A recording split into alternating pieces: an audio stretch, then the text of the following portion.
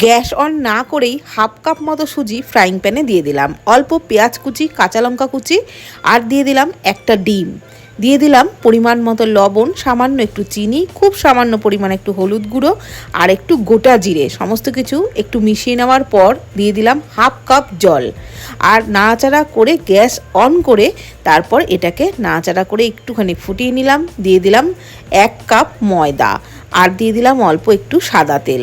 তারপর সমস্ত কিছু নাড়াচাড়া করে ওই ডোটাকে নামিয়ে গরম অবস্থায় খুব ভালো করে মেখে নিলাম। সামান্য একটু জলের ছিটা দিয়ে খুব ভালো করে ডোটাকে আটা ময়দা মাখার মতনই মেখে নিয়ে ওর থেকে লেচি কেটে নিলাম। এইবারে লেচিগুলোকে বেলে নিতে হবে গোল পরোটার মতো। দারুণ একটা রেসিপি কিন্তু হতে চলেছে। তো এইভাবে পরোটা বানিয়ে খাবেন, দেখবেন দুর্দান্ত লাগবে। এই পরোটা যেমন নরম তুলতুলে হবে, তেমন খেতেও কিন্তু দারুণ টেস্ট হবে। আর যেহেতু সুজি দেওয়া আছে সেই কারণে পরোটার সাইডটা একটু ফেটে ফেটে যাবে।